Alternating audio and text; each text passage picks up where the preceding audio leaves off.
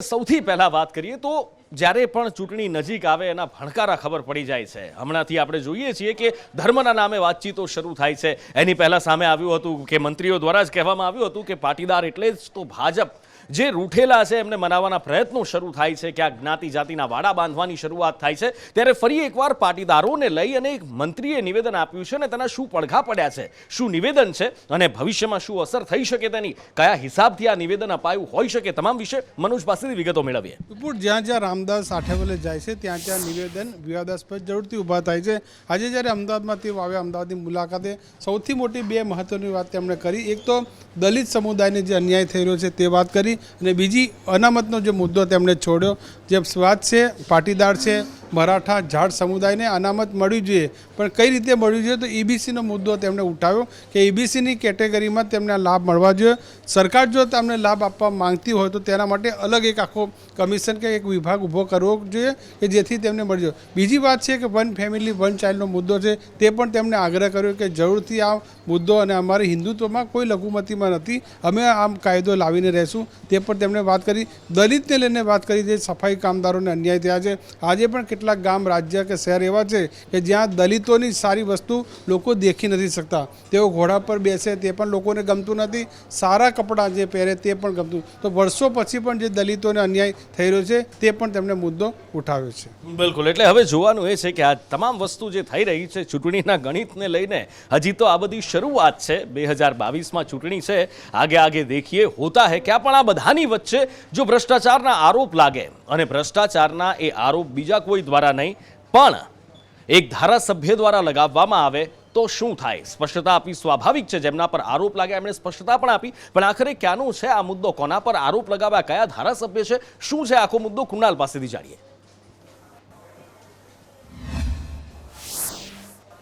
બિલકુલ, જે રીતે હવે તો વિધાનસભાની ચૂંટણીને ફક્ત એક જ વર્ષની વાર છે અને એમાં તો આક્ષેપ પ્રતિ આક્ષેપ શરૂ થઈ ગયા છે, તે પણ ભાજપના ધારાસભ્યોમાં છે। સાવલીના ભાજપના ધારાસભ્ય કેતન ઇનામદારે સહકારી મંત્રીને પત્ર લખીને 13 મુદ્દાઓ જણાવ્યા હતા અને બરોડા ડેરીના સભાસદોનું શોષણ થતું હોવાનું અને પશુપાલન કરનારાઓને યોગ્ય ભાવ ન મળતા હોવાનો પણ તેમણે આક્ષેપ કર્યો હતો। ત્યારે આજે તેના પલટવારમાં જે બરોડા ડેરીના પ્રમુખ છે અને પૂર્વ ધારાસભ્ય પણ છે ભાજપના, તેવા દિનુ મામાએ કહ્યું હતું કે કોઈ પણ ભ્રષ્ટાચાર બરોડા ડેરીમાં થતો નથી, દૂધ જેવો ચોખ્ખો તેનો વ્યવહાર છે। અને સાથે આગામી દિવસોમાં જ્યારે ચૂંટણી છે ત્યારે તેમના જ સાવલીના ડિરેક્ટર કે જે દિનુ મામાના ખાસ છે, તેઓ કુલદીપસિંહ ચૂંટણી લડવા માંગે છે અને તેના લીધે જે કેતન ઇનામદાર છે તેમના પેટમાં તેલ રેડાયું છે અને તેને લઈને પાયાવિહોણા આક્ષેપો કરી રહ્યા છે। જો તેઓ ખુલ્લા મેદાનમાં આવે તો તેમને જવાબ મળશે। સાથે જ કુલદીપસિંહનું પણ કહેવું છે કે તેઓ બહુમતીથી કેતન ઇનામદારને હરાવશે। સામે કેતન ઇનામદારનું કહેવું છે કે ડેરીના તમામ ડિરેક્ટરો પણ સાવલીમાં ચૂંટણી લડવા આવે તો તેમને આવકાર છે, કારણ કે છેલ્લે ફેસલો તો જનતાએ લેવાનો છે। આક્ષેપ પ્રતિ આક્ષેપ છે, પરંતુ એક વાત ચોક્કસ છે કે બરોડા ડેરીની જે પ્રતિષ્ઠા છે તે ખરડાઈ છે। બિલકુલ, આક્ષેપ પ્રતિ આક્ષેપ, ચૂંટણી જીતવા માટે શું શું નથી થતું આપણે જોઈએ છીએ અને બસ એના જ પરિણામ સ્વરૂપ હોવાના આક્ષેપો થઈ રહ્યા છે। ખેર, જોવાનું એ છે કે આગળના સમયમાં હવે શું થાય છે, પણ આ બધાની વચ્ચે લોકોના સ્વાસ્થ્ય સાથે ચેડા થતા હોવાની વારંવાર ખબરો સામે આવે છે। દવાની પણ ખબરો સામે આવી હતી, એક્સપાયર ડેટની દવાઓ વેચાય છે। એની સાથે સાથે હવે સુરતથી વધુ એક કૌભાંડ સામે આવ્યું છે, લોકોના સ્વાસ્થ્ય સાથે મોટા ચેડા થતા હોય તેવું સામે આવ્યું છે। હવે કઈ ખાદ્ય ચીજ વસ્તુની અંદર ચેડા થયા છે, શું કરવામાં આવ્યું, કઈ રીતે લોકોનું સ્વાસ્થ્ય જોખમમાં મૂકવામાં આવ્યું અને કોના દ્વારા, જાણીએ આઝમ સાલે પાસેથી।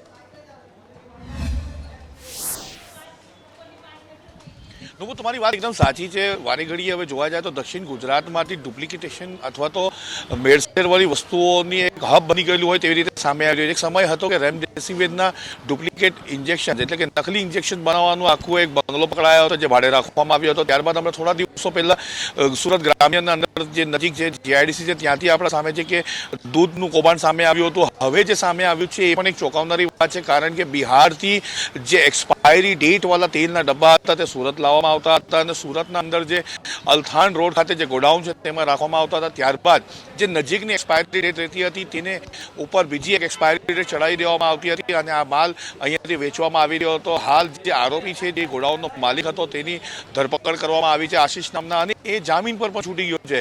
નુપુર, એટલે કે ખરેખર જોવા જાય તો ઊંડાણપૂર્વક તપાસ થવી જોઈએ અને જામીન કેવી રીતે મળી ગયા એક સવાલ રહેશે। હાલના તબક્કે જ્યારે પણ આપણે કોઈ પોલીસ સ્ટેશનમાં વાત કરતા હોય છે, જણાવતો હોય છે કે આરટીપીસીઆરનો રિપોર્ટ બાકી છે, આરટીપીસીઆર રિપોર્ટ આવશે ત્યાર પછી એની આગળની કાર્યવાહી કરવામાં આવશે, પરંતુ આ ઘટનાની અંદર તો આરોપી જે છે જામીન મળી ગયા છે અને 75 જેટલા 2 લાખથી વધુના જે તેલના ડબ્બા છે તે પોલીસે કબજે કરીને પોલીસ સ્ટેશનમાં રાખ્યા છે. ફૂડ એન્ડ ડ્રગ વિભાગને પણ આ બાબતે જાણ કરવાની હોય છે, તેમની પણ એક કાર્યવાહી થતી હોય છે. પરંતુ આ સમગ્ર મામલે ક્યાંક ને ક્યાંક પોલીસની અને જે આઈઓ છે તેની ઢીલી તપાસ સામે આવી છે.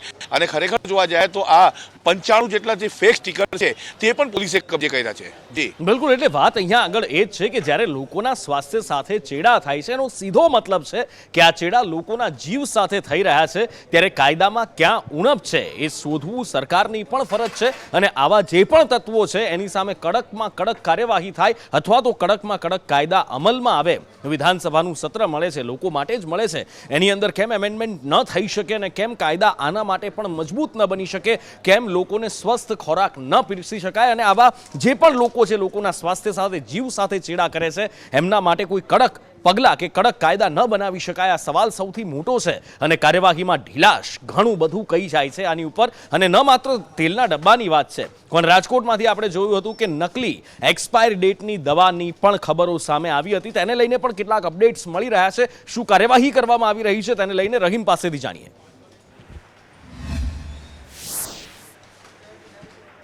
ઉપર ચોક્કસપણે જે રીતના આપે વાત કરી કે કાયદાઓના જે આટીકુટીમાંથી છે આ લોકો બચી જતા હોય છે ને એવું જ કંઈક થાય છે દર વખતે.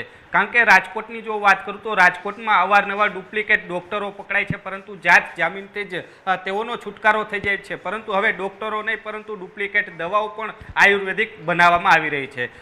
ડૉક્ટર પરેશ પટેલ ડૉક્ટર છે, તેણે ગ્રેજ્યુએટમાં પોતાનું નામ બદલાવી ધોરણ 7 પાસ ચોપડી છે, પરંતુ ડૉક્ટર બનવા માટે થઈને ગેજેટમાં પોતાનું નામ બદલાયું છે અને ડૉક્ટર પરેશ તરીકે તે પોતાની ઓળખ આપતો હતો. અને જે સિરપ આવતી હોય છે તેમાં એક્સપાયરી ડેટની દવાઓ મિશ્રણ કરી ઇમ્યુનિટી પાવરની આ દવાઓ છે તે બનાવીને અલગ અલગ 15 જાતની દવા બનાવવામાં આવતું હોવાનું સામે આવ્યું છે. જોકે પરેશ પટેલ અને તેની પત્ની સહિત 3 લોકો સામે એસઓજીમાં ફરિયાદ નોંધાણી છે.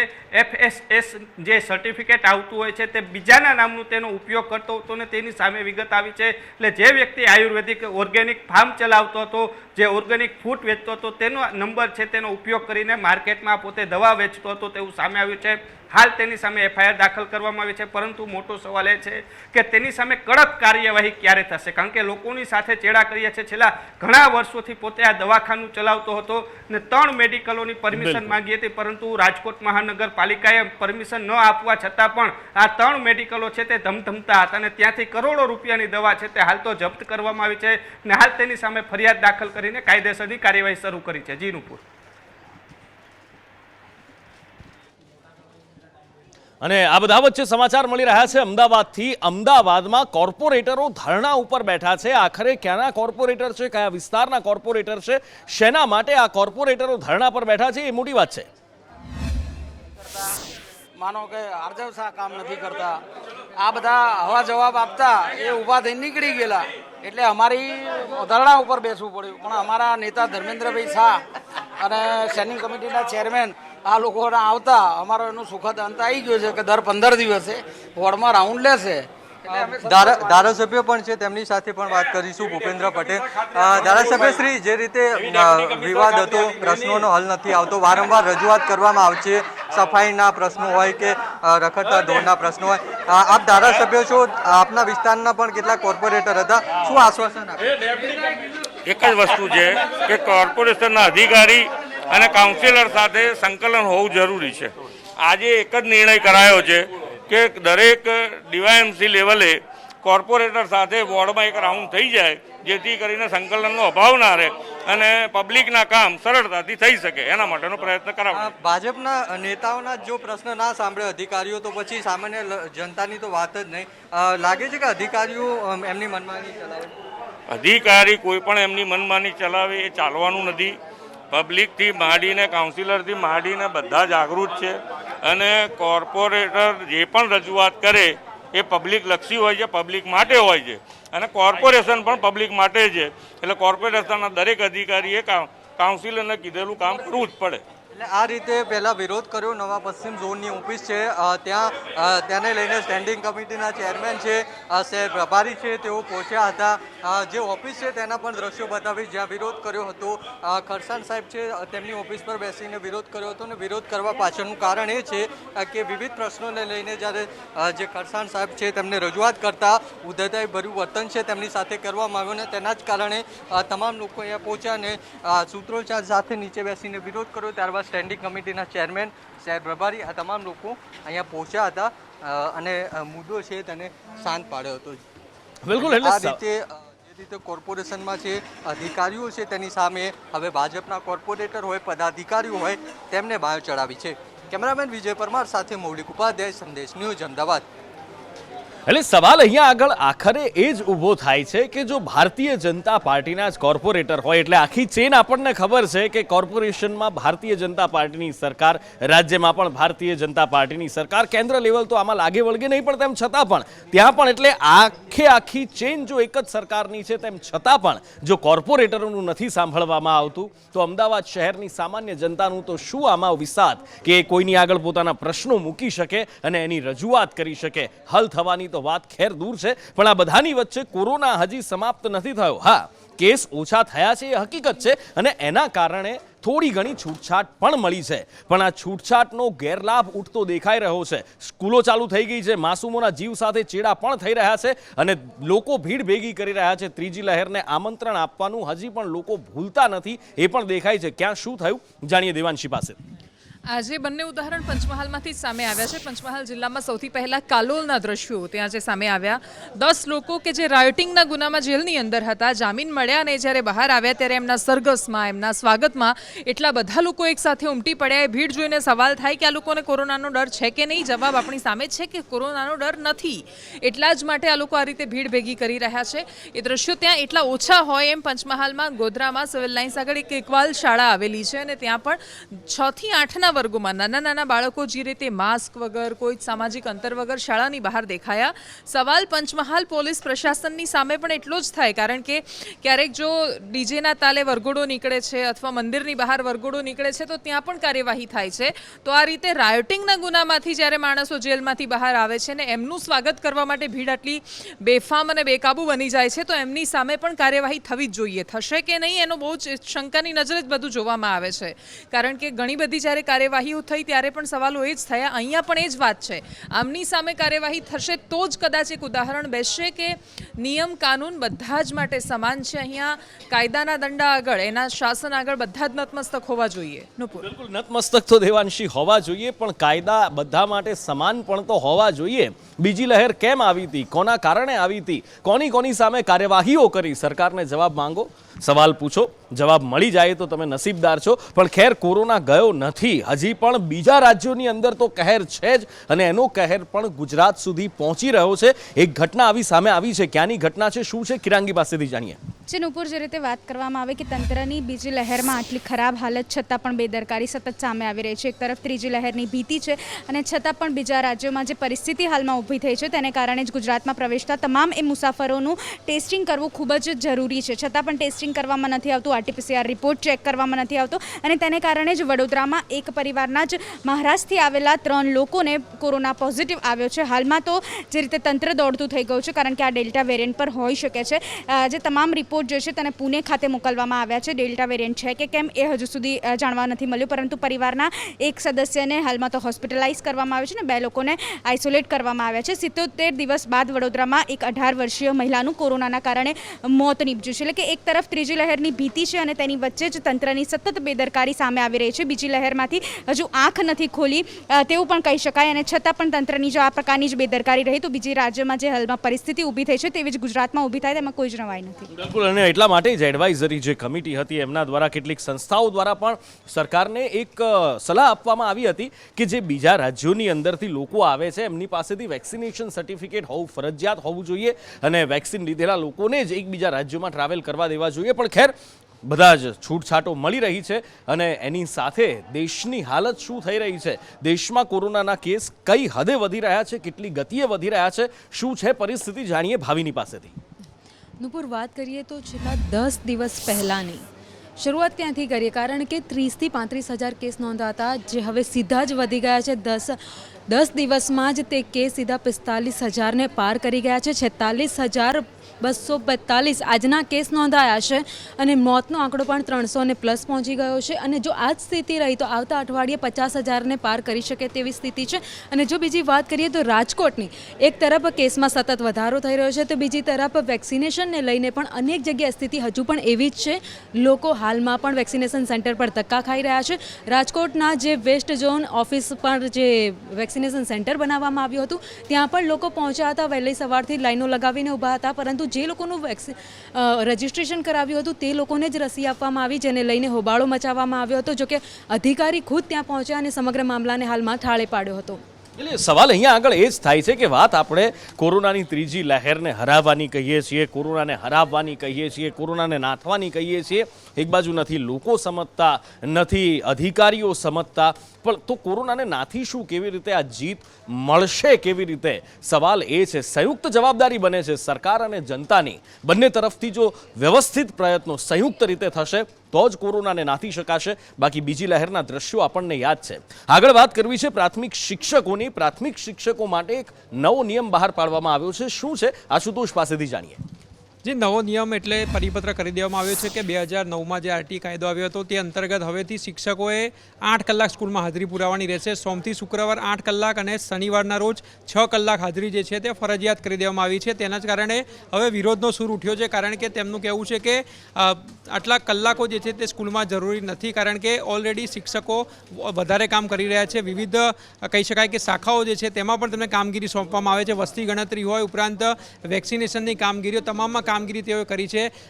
આરટીની કાયદાની વાત કરવામાં આવે તો તેમનું કહેવું છે કે 1 થી 5 ધોરણ માટે 800 કલાક અને 6 થી 8ના ધોરણ માટે 1000 કલાકની શૈક્ષણિક કામગીરી જે છે તે કરવી જરૂરી છે. તે પ્રકારનો આરટીનો કાયદો છે. તેમ છતાં પણ સરકાર જે છે તે વધારે કામ કરાવી રહી છે. હાલના કલાકોની વાત કરવામાં આવે તો પણ 1300 થી 1400 કલાક કામગીરી થાય છે. જો 8 કલાક અને 6 કલાકની કામગીરી કરવામાં આવશે તો 1900 કલાક જેટલી કામગીરી શિક્ષકોની વાર્ષિક થશે. એટલે સ્પષ્ટ વિરોધ જોવા મળી રહ્યો છે અને આગામી સમયમાં ઉગ્રમાં ઉગ્ર વિરોધ થશે. શિક્ષકોનો એક પણ આક્ષેપ છે કે જે તેમની શિક્ષક સજ્જતાનો જે પરીક્ષા યોજાઈ હતી તેનો વિરોધ તેઓએ કર્યો હતો અને તેના જ કારણે શિક્ષકોને હવે દબાવવા માટે આ નવો પરિપત્ર જે છે તે સરકાર દ્વારા કરી દેવામાં આવ્યો છે. જી બિલકુલ, એટલે સરકાર દ્વારા આ પરિપત્ર કરવામાં આવ્યો છે. શિક્ષકોની વાત છે. શિક્ષકોની સાથે ઘણા બધા શિક્ષકોને આપણે જો કહીએ તો બીજા ઘણા બધા કામ પણ કરાવવામાં આવે છે.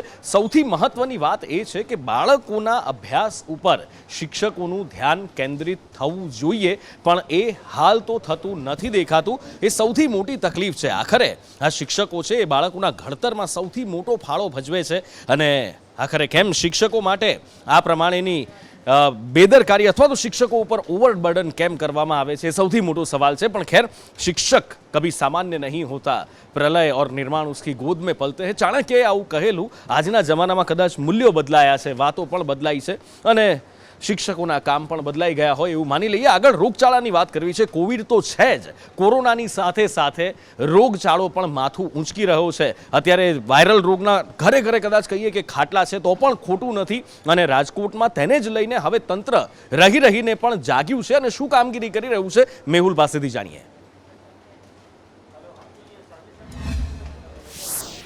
જે પ્રમાણે પાણીજન્ય મચ્છરજન્ય જે રોગચાળો છે તેના આંકડા દિન પ્રતિદિન વધી રહ્યા છે, ત્યારે આવા જે અખાદ્ય ખોરાક છે તેની ઉપર કામગીરી હેલ્થ વિભાગ દ્વારા કરવામાં આવી છે. રાજકોટ જે ટીમો છે તે અલગ અલગ ટીમો બનાવી અને અખાદ્ય ખોરાકનો નાશ કરવા માટેની કામગીરી હાથ ધરી છે. જેની અંદર 94 કિલો જેટલો અખાદ્ય ખોરાક, જેની અંદર મંચુરિયન, જૂના રાઈસ હતા, સાથે ચટણી હતી, જે વાસી ખોરાક હતો તે આ પ્રમાણે વાસી ખોરાક છે તે રાખવામાં આવતો હતો. ત્યારે 94 કિલો જેટલો અખાદ્ય ખોરાક છે તેને નાશ કરવામાં આવ્યો છે. અને સાથે આ પ્રમાણે જે લોકો વિક્રેતા હતા, વેચાણ કરતા વેપારીઓ હતા, તેવા 24 એકમો છે તેને પણ નોટિસ પાઠવવામાં આવી છે. આગામી દિવસોમાં પણ આ રીતે દરોડાની કાર્યવાહી શરૂ રાખવામાં આવશે. પરંતુ કામગીરી છે તે ફક્ત કાગળની થતી હોય અથવા દેખાવ પૂરતી થતી હોય તેવું પણ લાગી રહ્યું છે કે આવડા મોટા રાજકોટ શહેરની અંદર ફક્ત 24 વિક્રેતાઓને જ નોટિસ આપવામાં આવી અને ફક્ત 94 કિલો જેટલો જ જે સામાન છે, અખાદ્ય ખોરાક છે તેનો નાશ કરવામાં આવ્યો છે. ત્યારે હજી પણ જો આગામી દિવસોમાં આવી રીતે બેદરકારી રાખવામાં આવશે તો ઘણા બધા લોકોનું સ્વાસ્થ્ય બગડી શકે છે નુપુર. બિલકુલ, સ્વાસ્થ્ય સાથે છેડા. જો કે સારું છે કે અત્યારે રોગચાળો અત્યારે ઉઠ્યો છે ને એ વખતે તંત્ર જાગ્યું છે, બાકી તહેવારો સિવાય તો કદાચ આ તંત્ર જાગતું જ નથી. અને અમદાવાદ એનું ઉદાહરણ પણ છે. અમદાવાદમાં તંત્ર શું કામગીરી કરી રહ્યું છે, અમદાવાદમાં શું પરિસ્થિતિ છે અત્યારે રોગચાળાને લઈને, પાણીજન્ય રોગ હોય, ઋતુજન્ય રોગ હોય, તમામ માથું ઊંચકી રહ્યા છે. પરિસ્થિતિ શું છે, કેટલા કેસીસ કયા રોગના નોંધાઈ રહ્યા છે અને એની સામે તંત્રની કામગીરી શું છે, મૌલિક પાસેથી જાણીએ. નુપુર, જે રીતે રાજ્યમાં મેટ્રો છે, શહેરો છે, ત્યાં રોગચાળોનો ભરોડો છે અને તેમાં અમદાવાદ પણ બાકાત નથી. અમદાવાદની વાત કરીએ તો ખાસ કરીને મચ્છરજન્ય રોગચાળો છે તે અત્યારે વકરો છે. અમદાવાદની 2 સરકારી હોસ્પિટલ છે, ત્યાં દરરોજના હજારો દર્દીઓ છે તે મચ્છરજન્ય રોગચાળાના ભોગ બનતા સારવાર માટે પહોંચે છે. આંકડા પર નજર કરીએ તો અમદાવાદની 16 સિવિલ હોસ્પિટલ અને અસારવા હોસ્પિટલ છે તેમાં ઓગસ્ટ મહિનામાં 400 જેટલા કેસ ડેન્ગ્યુના નોંધાયા છે. સાથે જ 106 કેસ ચિકનગુનિયાના અને 170 કેસ હિપેટાઇટિસના નોંધાયા છે. એટલે આ ટોટલ આંકડો છે ને તેમાં પણ હવે બાળકો પણ બાકાત નથી, કારણ કે બાળકોમાં પણ ડેન્ગ્યુ, ચિકનગુનિયા અને મેલેરિયાના કેસ જોવા મળી રહ્યા છે. 53 બાળકો છે છેલ્લા ઓગસ્ટ મહિનામાં ડેન્ગ્યુનો ભોગ બન્યા છે, જ્યારે 19 બાળકો છે તેમને હિપેટાઇટિસ થયો છે અને સાથે જ ચિકનગુનિયા, મેલેરિયા અને મચ્છરજન્ય રોગચાળો છે તેના ભોગ બાળકો બનતા જે અલગ અલગ હોસ્પિટલો છે તે બાળકોથી ઉભરાઈ રહી છે. આ માત્ર સરકારી હોસ્પિટલનો આંકડો છે. જો કે પ્રાઇવેટ હોસ્પિટલમાં પણ કંઈક આ જ પ્રકારની સ્થિતિ છે. છેલ્લા 1 અઠવાડિયામાં જે ડેન્ગ્યુ છે તેના કારણે 10થી વધારે મોત પ્રાઇવેટ હોસ્પિટલમાં થઈ ચૂક્યા છે. આમ રોગચાળો વકરી રહ્યો છે તો બીજી બાજુ જે મચ્છરને નાથવા માટે કોર્પોરેશનની કામગીરી હોય છે તેના નામે માત્ર કાગળ પર કામગીરી જોવા મળે છે, કારણ કે તેમાં દર્દીઓ છે મચ્છરજન્ય રોગચાળાના તે સતત વધી રહ્યા છે. જી, એટલે સ્વાભાવિક છે કે જ્યારે બીજી લહેરમાં કોરોનાથી ટપોટપ લોકો મરી રહ્યા હતા, સ્મશાનની અંદર લાંબી લાઈનો લાગી હતી, ચીમનીઓ પીગળી ગઈ, સ્મશાનની ભઠ્ઠીઓ પીગળી ગઈ, પણ જે તંત્રનું, જે સરકારનું દિલ ન પીગળ્યું એ આ રોગચાળાની અંદર ક્યાંથી પીગળવાના, એ તંત્ર ક્યાંથી જાગવાનું? આ તો સામાન્ય રોગચાળો છે. કોરોના જેવી મહામારી વખતે જે ન જાગ્યા એ હવે ક્યાંથી જાગશે? એટલે એમની પાસેથી કદાચ આશા રાખવી પણ આપણા માટે મોટી ભૂલ છે, કારણ કે આશા હંમેશા ઠગારી જ નીવડવાની છે. પણ હા, એક બીજી છે જે સરકારની એજન્સી આઈટી ઇન્કમટેક્સ વિભાગ, એ ખૂબ સક્રિય રહે છે અને ઇન્કમટેક્સ વિભાગ દ્વારા સપાટા બોલાવવામાં આવતા હોય તેવા સમાચાર વારંવાર સામે આવે છે. ફરી એકવાર એવા સમાચાર સામે આવ્યા છે. ક્યાં ઇન્કમટેક્સ વિભાગ દ્વારા સપાટા બોલાવવામાં આવ્યા છે? અંકિત પાસેથી જાણીએ. નુપુર, રાજકોટમાં આરકે ગ્રુપ પર આઈટી વિભાગ દ્વારા સપાટો છેલ્લા કેટલાક દિવસોથી બોલાવવામાં આવે છે, પરંતુ તેનો જે આંકડો છે, બેનામી વ્યવહારોનો જે આંકડો છે તે 400 કરોડને પાર પહોંચે તેવી શક્યતાઓ જોવા મળી રહી છે. હવે આઈટી વિભાગ જ્યારે સપાટો બોલાવતું હોય છે ત્યારે બેનામી વ્યવહારોની સાથે સાથે જે બેંકના લોકર હોય છે તેને પણ સીઝ કરવામાં આવતા હોય છે. તે લોકરોમાં કેટલી સંપત્તિ રહેલી છે તેની પણ તાગ મેળવવામાં આવતો હોય છે. તેવામાં જે બેંકના લોકર જે છે તે પણ ખોલવામાં આવે છે. 25 લોકરમાં સામે આવ્યા છે આરકે ગ્રુપના, તેમાંથી એક બાદ એક આ જે લોકર છે તે આયકર વિભાગ જે છે તે ખોલી રહ્યું છે અને એક લોકરમાંથી 3 કરોડ બાદ અન્ય લોકરોમાં દસ્તાવેજો અને જ્વેલરી પણ મળી આવી છે. અને આ તમામનો જે આંકડો છે તે 400 કરોડને આંબી જાય તેવી શક્યતાઓ જોવા મળી રહી છે. આ સાથે જ સુરતની એક યાન કંપની હતી જેના પર પણ આઈટી વિભાગ દ્વારા દરોડા પાડવામાં આવ્યા હતા અને દાદરાનગર ખાતે પણ તેની જે કંપનીનું જે ગ્રુપ છે તે છે અને ત્યાં પણ જે આઈટી વિભાગ છે તેણે દરોડા પાડ્યા હતા અને આર્થિક વ્યવહાર, જે બેનામી આર્થિક વ્યવહાર છે તે પકડી પાડ્યો હતો. બિનહિસાબી જ્વેલરી સાથે 11 લોકરો પણ ત્યાં સીલ કરવામાં આવ્યા છે. કંપની દ્વારા ફિલાટેક્સ દિલ્હી અને દહેજની ઓફિસમાં બોગસ ખરીદી જે છે સામે આવી હતી, તેને લઈને આઈટી વિભાગ દ્વારા સપાટો બોલાવવામાં આવ્યો છે અને આ જ મામલાને લઈને અન્ય જે ગ્રુપ છે તેમના પણ ફફડાટ ફેલાયો છે. બિલકુલ. અને આ બધાની વચ્ચે એક વિવાદ પણ અત્યારે ચર્ચાનો વિષય બન્યો છે અને એ છે રાજકોટ રાજવી પરિવારનો વિવાદ. શું અપડેટ્સ મળી રહ્યા છે? અવની પાસેથી જાણીએ. જે ચોક્કસથી નુપુર ચર્ચાનો વિષય છે રાજકોટ રાજવી પરિવારનો જે વિવાદ છે, કારણ કે ગઈકાલે જ માધાનતાસિંહના જે ભત્રીજા છે રણછોડવીરસિંહે પ્રેસ કોન્ફરન્સ યોજી હતી. અનેક પ્રકારના જે આરોપો લગાવ્યા હતા માધાનતાસિંહ પર. ઉલ્લેખનીય છે કે પહેલાં બહેને મિલકતમાં ભાગ માંગ્યો હતો, હવે ભત્રીજાએ ભાગ માંગ્યો છે, એટલે કે આ જે વિવાદ છે તે વધારે વકરી રહ્યો છે. જો કે માધાનતાસિંહે આજે પ્રેસ નોટ બહાર પાડી છે. આ તમામ જે સવાલો છે, આરોપો છે તેને નકાર્યા છે, તેને જવાબ આપ્યા છે. તેમણે જણાવ્યું છે કે ભત્રીજાએ જે મિલકતની માંગણી કરી છે ટોટલી પાયા વિહોણી છે, ગેરવ્યાજબી છે, જેનું કારણ તેમણે દર્શાવ્યું છે કે તેમના જે પિતા હતા પ્રહલાદસિંહ, તેમની હાજરીમાં જ પ્રદ્યુમનસિંહને જે મિલકતનો જે હિસ્સો છે તે ભાગ છે તે સોંપી દેવામાં આવ્યો છે, જેના કારણે જે આ બધી જ જે તેમની માંગણી છે તે પાયાવિહોણી છે. જો આપણે મિલકતોની વાત કરીએ તો એમાં જે માધાપરની જમીન છે કે જેને લઈને ભાઈ બહેનનો વિવાદ વકર્યો હતો તે મિલકતનો સમાવેશ થાય છે, રાંદરડાના તળાવની જમીનનો સમાવેશ થાય છે, આ ઉપરાંત સરદારના દરબારગઢનો પણ સમાવેશ થાય છે અને આ સિવાય ઘણી બધી મિલકતનો સમાવેશ થાય છે નુપુરામાં. બિલકુલ ચર્ચા થતી હોય, વિવાદની ચર્ચા થતી હોય, આ તમામ ન્યૂઝની અને તેમાં અફઘાનિસ્તાનની વાત રહી જાય એ કેમ ચાલે? કારણ કે અફઘાનિસ્તાન આખી દુનિયામાં ચિંતાનો વિષય અફઘાનિસ્તાન છે ને આ બધાની વચ્ચે અફઘાનિસ્તાનમાં સરકાર બનાવવાની ગઈકાલે વાત હતી, જાહેરાત નથી થઈ. મુલ્લા અબ્દુલ ગની બરાદર હોય, અખુંજાદા હોય, આ બંનેના નામ ચર્ચાઈ રહ્યા છે. ત્યારે શું છે અફઘાનિસ્તાનની અંદર અત્યારે સ્ટેટસ? તાલિબાન સરકાર બનાવવાને લઈને શું કવાયત કરી રહ્યું છે? તમામ વિગતો મેળવી અજય યાદવ પાસેથી.